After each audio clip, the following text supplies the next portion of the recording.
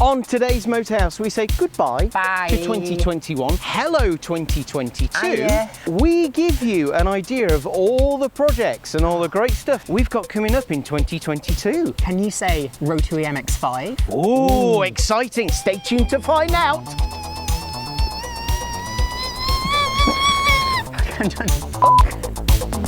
That's good.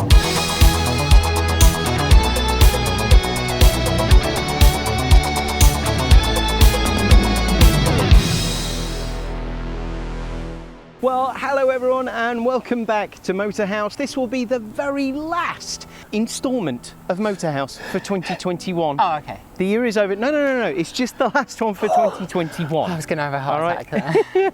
It's been a great year for us. This has been the year we've launched the channel. Thank you so much for all of you for tuning in. And so we thought, well, how can we finish the year off? Well, we thought we'd do a bit of a roundup of what's been going on. Yeah, so we thought we'd give you a bit of an update on what's been happening with our voluminous fleet of cars and what we've got planned for next year. What have we got planned for next year? Oh, so many things. I think you're going to have to stay tuned to find out. First, let's have a look at the cars that are actually here and with us and working. Should we start off with Danii? Because quite a bit's been happening with Danii, hasn't it? A lot has been happening with Danii. So little Danii Jazz. Yay. Last time you'll have seen Danii was most likely Festival of the Unexceptional 2021, but many things have been going on with Danii since then, haven't A they? lot of things, considering yet again another daily driver that I decided to turn into a project car. Don't buy another project car. How's that working Really out for smart you? at doing that. Yeah. Ah, wheels! So tell us about the wheels, Ratchet. So I originally went and put some Mugen NR 14-inch alloys on that I got for a silly good price, and I love them. However, I also wanted to do a big brake upgrade because I'm me. I managed to cobble together a kit out of some Integra Type R calipers and some Toyota Aygo front discs. Obviously. However, they wouldn't fit underneath the Mugens, sadly. Friend of Dad's, they bought this super low mileage Del Sol and decided to put alloys on, so donated the steels, which we've had gloriously powder coated by Mac at Chicago Coatings. So I had them powder coated white because white against red looks Boston. Yeah. And they do fit over the TEG brakes. Yeah, now Danii's got really amazing brakes up front. They work really well, and you've got some Yokohama winter tyres on as well. Correct, yeah. Come summer, I'll probably rethink my alloy choices, but until then, it's freaking great. I fixed the heater, so I've got multiple stages of heat now, and I added an MX5 rear view mirror that's actually got a dim dip adjustment on it. Wow, I know, not getting blinded luxurious. by night. And inside Danii, which is pretty obvious, is unfortunately Danii's original seats are very tired, very bad. Yeah. And as we found on our trip to Festival of the Unexceptional, My lord, so uncomfortable. so uncomfortable. I think it's a mixture of the sun damage and the foam has just deteriorated over the years. Yeah. But they are so uncomfortable. So these are going away in storage, aren't they? They will be, yes. And you found some very cool replacements. Yeah, Suzuki Ignis Sport Recaros. Yeah, with the the yellow fishnet headrests and everything. And I got the rear seat as well, which fits. It's going to need a lot of work, but width-wise, it totally fits. Danii is morphing into a little teeny tiny little rally car. Yeah, kind of. It's more just updating them to be usable. So round the front is where the cutest mods have happened. Look at that cheeky little face now. Yeah. What's happened today? We've gone LED gang, haven't we? I have gone full LED gang. Danii's standard lights are terrible. Not even just a little bit, oh, they're Japanese and terrible. I mean, utterly terrible. I thought I'd take a chance on some LED lights. Link in description. Yes, they're amazing and they make Danii look super cute. I'm on to a winner with that. I'm really happy with them. And then the rally car theme continues as well, doesn't it? Yeah, Little I just tiny thought they baby looked rally so car. cool. Pretty much off wish.com, but 15 quid, why not? It looks really cool. I love how Danii looks right now. And I'm really excited for plans for next year. Teeny tiny little Danii Jazz here, probably the least powerful car of the fleet. Aw, at the moment, anyway. At the moment, anyway.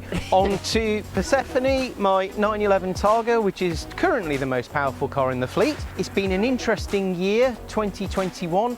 We've had some dramas, some maladies, also a huge amount of fun, you know, track days, adventures, all this kind of thing.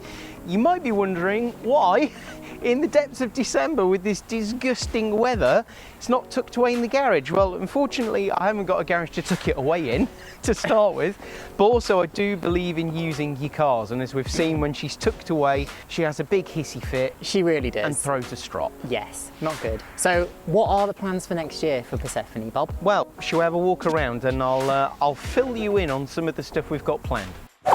What's been going on with Persephone? What's been going on with her? Well, put in a hell of a lot of miles on her, actually. 500 miles in a weekend a couple of weeks ago, which was reasonably faultless. However, the giant elephant in the room is she's leaking water, and down to our old friend the Targa roof here.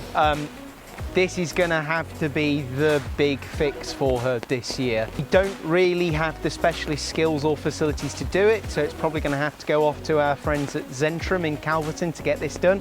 It's going to be a big old chunk of change. On top of that, though, there's a few other things we want to do. So there's going to be a really big service happening soon.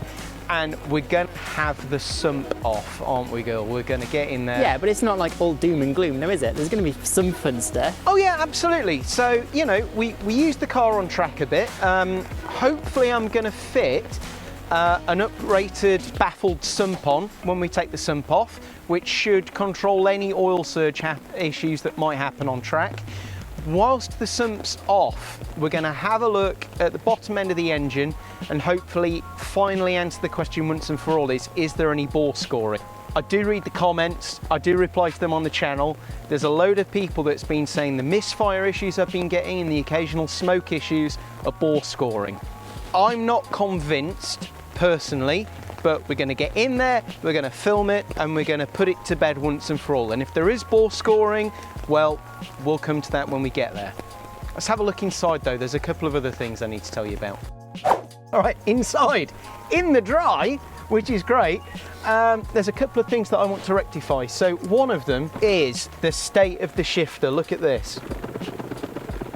Oh, you don't want that on your knob, do you, love? You don't want that. And that's just play, look. And even if I put it in gear, look, you see all of that play there? Oh, it's a wobbly knob. It's a wobbly knob. You don't want a wobbly knob when you're pushing on, do you? Oh, you don't.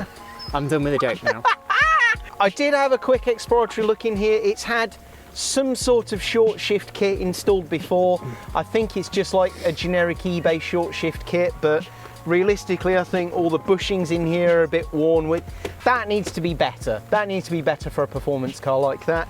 The other thing I've been trying to sort out is the climate control system on her. I've changed sensors. I've tried changing the climate control unit, which actually just managed to blow a fuse. Great success. So there's more to look at there. Get the roof fixed. That's going to be the big one. But any other stuff we do on this car, we will keep you posted.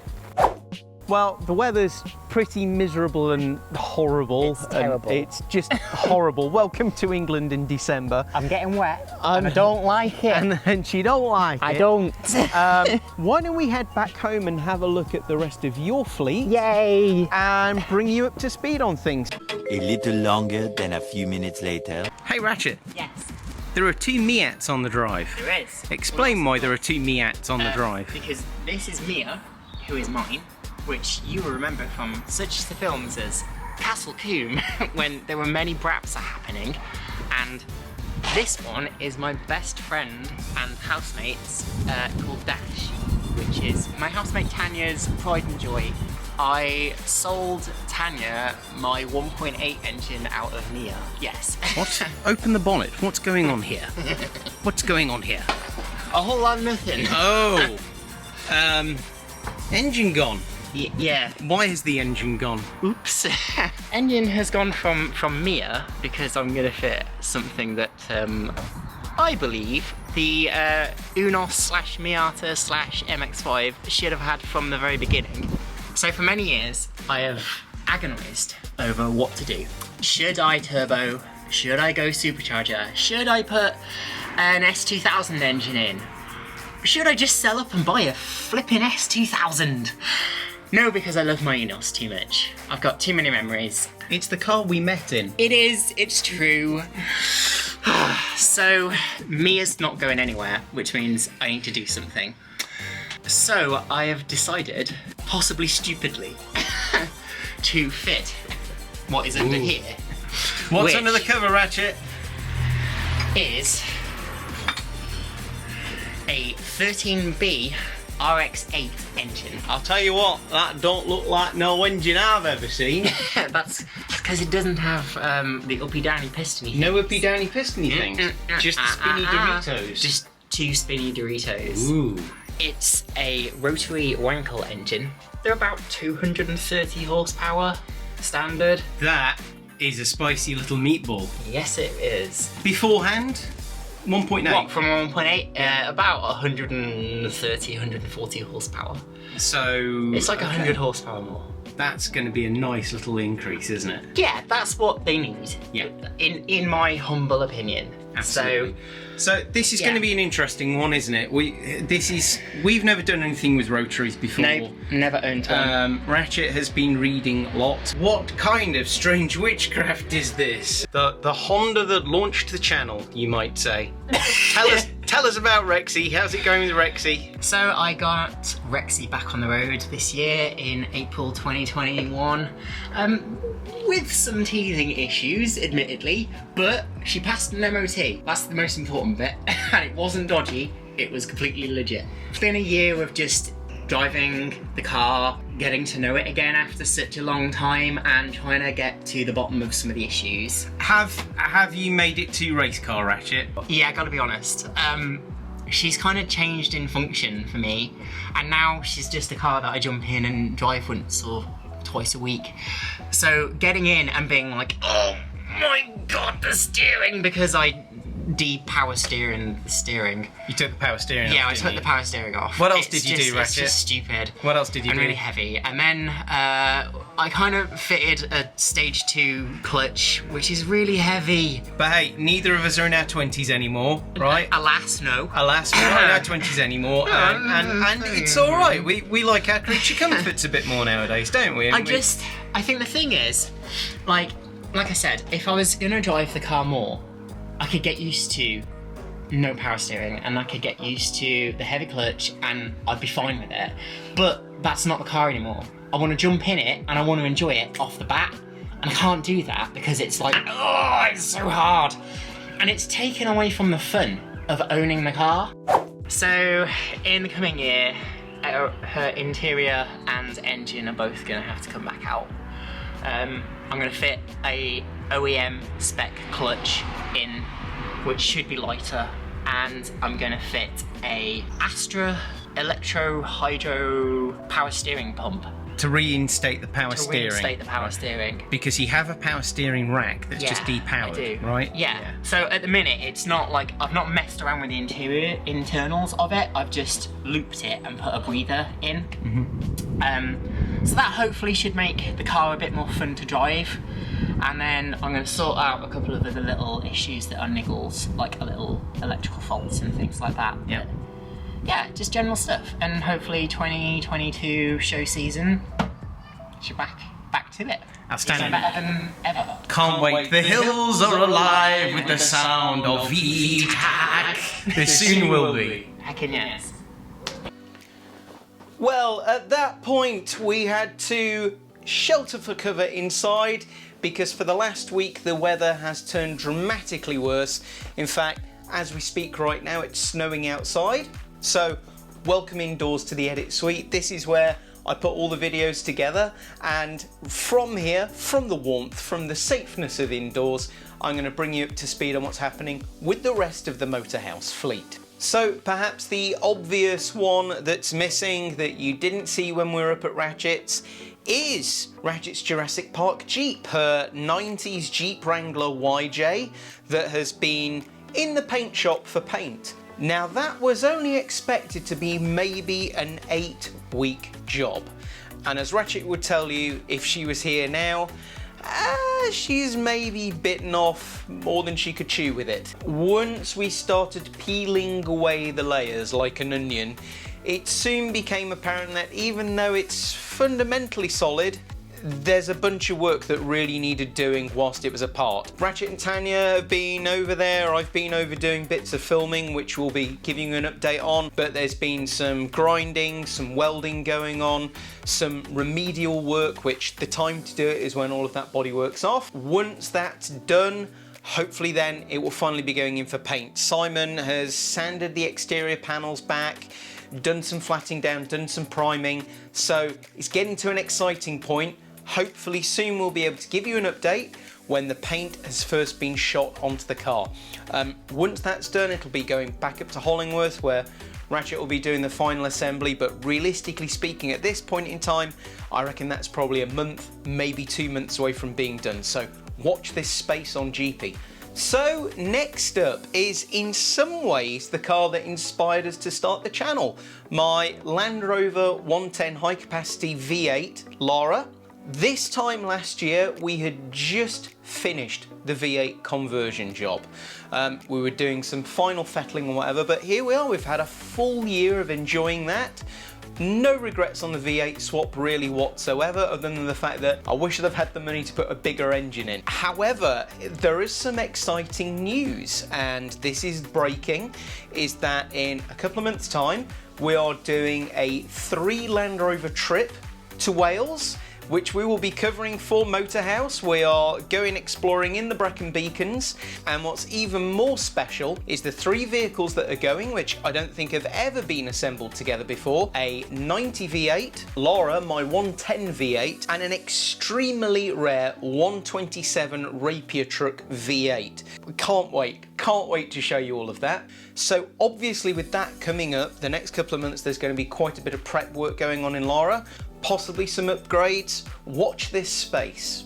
And now, finally, the one that I'm most excited about, the one that I'm most proud and excited to tell you about. You're going to see a new car appear on the channel. It's not a new car to me, in fact it's the oldest car I've owned. This is a car that's hugely close to my heart. It's the car that Rachel and I first worked on together.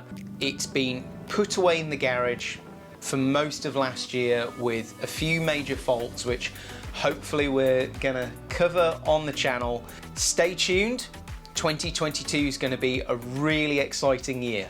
And so with that, I want to say a huge thank you to you, our viewers, all the people who have supported us in 2021 by supporting Motorhaus, by subscribing, and if you're not subscribed, please hit that subscribe button right now. Giving us the encouragement to keep going with the channel, to go out there, to meet you all, to do the things we're doing. Thank you so much for being on board with this. We can't wait for you to be along with us in 2022. And from me, Mr. Bob, and in spirit at least the Ratchet, a very happy new year to you, and we'll see you this year on Motorhaus.